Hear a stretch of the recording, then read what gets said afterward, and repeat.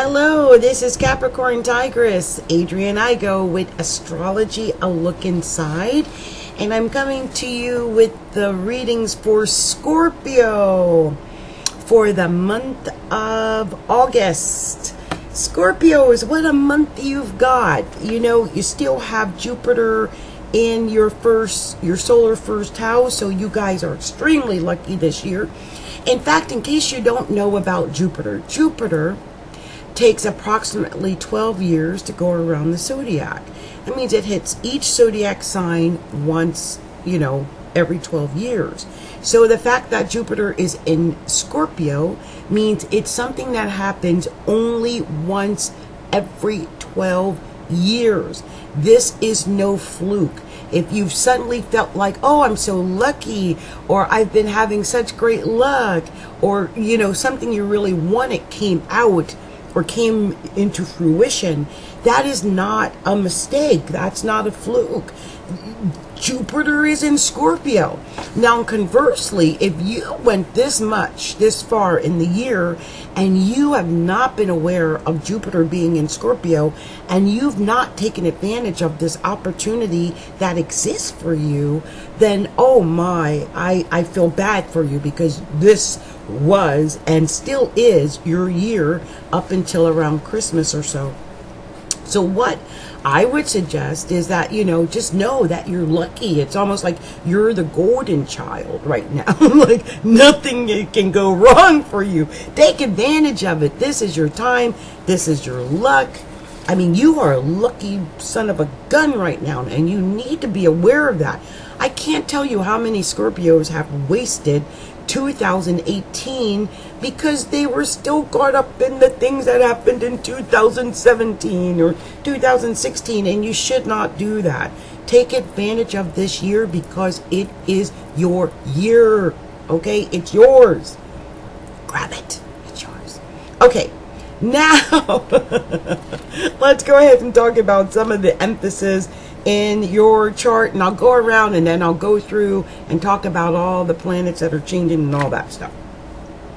So I'm going to go ahead and start with your third house, and your third house, Scorpio, is the house that rules like extended family members, like cousins and uncles and aunts and nieces and nephews and brothers and sisters and that type of thing. Your neighbors are there, your neighborhood, your community, things that you do like that, short distance travel. So that could mean like your car and traveling with your car, or having to ride the train or the bus, or anything that has to do with things like that. And in this area of Capricorn, in your solar third house, you have Pluto, which is very powerful, and you have Saturn. Now, you might be like, what's the big deal? Well, let me tell you something. First of all, Pluto takes 28 years to go through any sign. That means Pluto is going to be sitting in your third house for years to come. Years. Okay, this is a major emphasis for you. So if you've not been a big communicator in the past, if you have not interacted with family, that extended family I talked about in the past, I find suddenly that somehow this extended family or this communication becomes a more important area of your life, because Saturn is there. And Saturn, wherever it goes, it requires that we work at it, and that we work hard at it, and that we master something. And in your case, you're mastering communication. Yeah. It could be short distance travel, could be, something like that. It could be something to do with your family, but it's communicating. It's communicating. It's the natural house of Mercury. So all the things that Mercury represents, reading, writing, arithmetic. I always talk about that. That's the third house. It's the third house. So yeah, any of your siblings is indicated there. And I don't even know how to say this, but I could see where you and your siblings, you might be dealing with your siblings. I'm not sure if how that affects your fourth house, but Mars had been in Aquarius, which is your fourth house, and family. Fourth house rules your family, your home, your mother, your father. But Mars has been in the fourth house and it's retrograding. It's retrograding out of this area that rules your family back in to that third house of communication. And whenever Mars is in Capricorn, you probably felt this a month or so ago, but when Capricorn has Mars in it, or Mars is in Capricorn, or Mars is in the third house. First of all, Mars in Capricorn always indicates you see the big picture. That is the most business-oriented time ever when Mars is in Capricorn. Because Capricorn see the big picture. They are ambitious. And your ambitions will grow under Mars in Capricorn. But when you have that in the third house, that's communication. So I could see where you might be dealing with little things like contracts and negotiations and small things like that. That might be a part of what happens in your life at this time. And Mars will be going back into that third house. You've got Neptune in Pisces, by the way. And let me go ahead and find out when Mars does that. Mars is, it retrogrades back into Capricorn on the 12th of August. So as of the 12th of August, it will go out of the, that area of the fourth house and back into the area of the third house or communication, and you will probably feel that. That's major. Now, right now, the sun is up in your 10th house, and that is probably the most important thing happening in your chart and in your life. The sun is in the most visible place, and North Node is there, and Mercury is retrograded there in Leo, all up in your 10th house. So that's your image, your reputation, what people see. It's a major, major place to have the sun. And it's been there since the 22nd of July. The sun will move into Virgo, which is your 11th house of hopes, dreams, and wishes, on the 23rd of August. And you currently have Venus in Virgo in the 11th house. And that's, like I said, hopes, dreams, wishes, friends, groups, associations, hanging out on Facebook. You've been having a lot of time hanging out on Facebook with your friends and stuff like that. And it's going to go into the sign of Libra as of the 6th of August.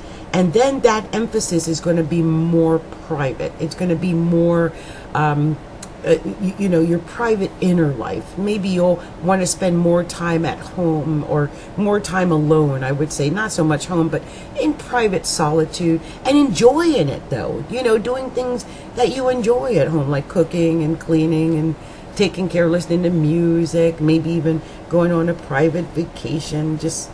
I don't know where I got the vacation from, maybe Libra, but I'm just saying just private things, and you'll enjoy doing those private things when Venus enters Libra in your 12th house, your solar 12th house.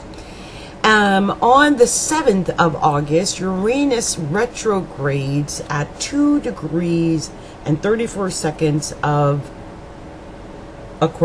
Taurus. And that Taurus is actually happening in your 7th house.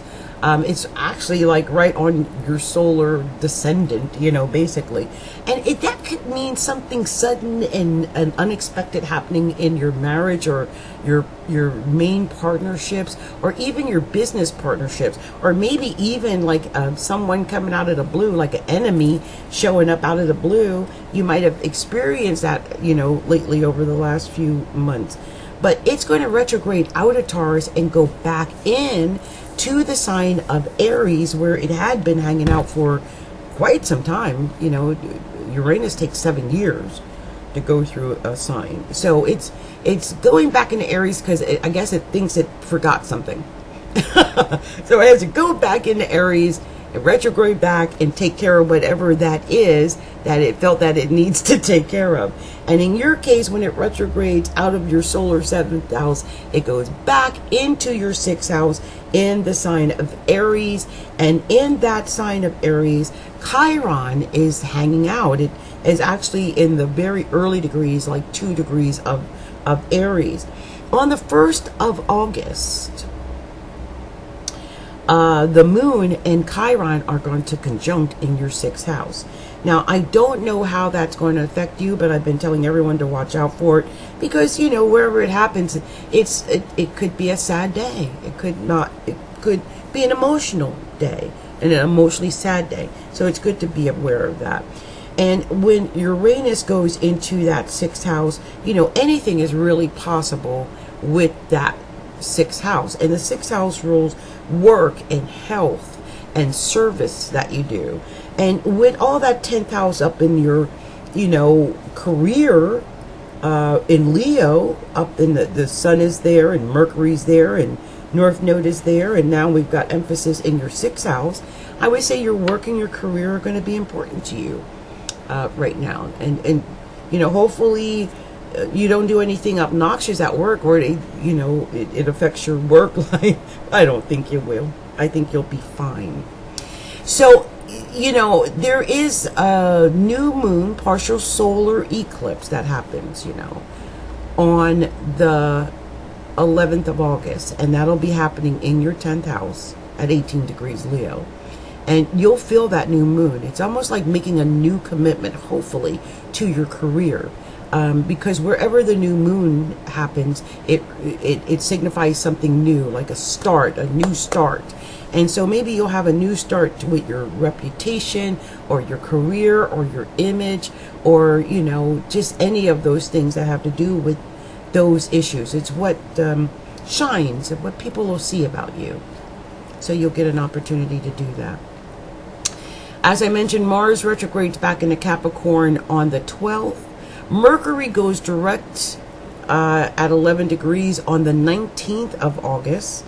And that'll be going direct in the sign of Leo, going towards Virgo.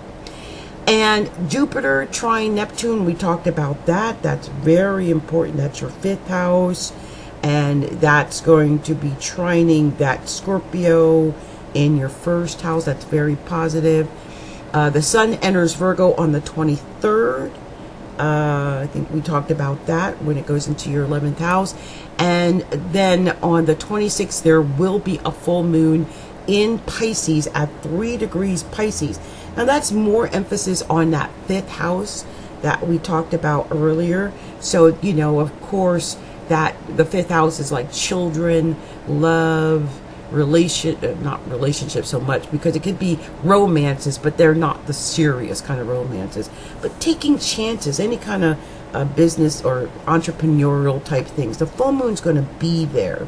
And so you might find with Neptune in the 5th house that, you know, it could be a very confusing area for you. I mean, it's just confusing. Neptune's always confusing, but you'll really feel that when the full moon comes through on the 26th of August.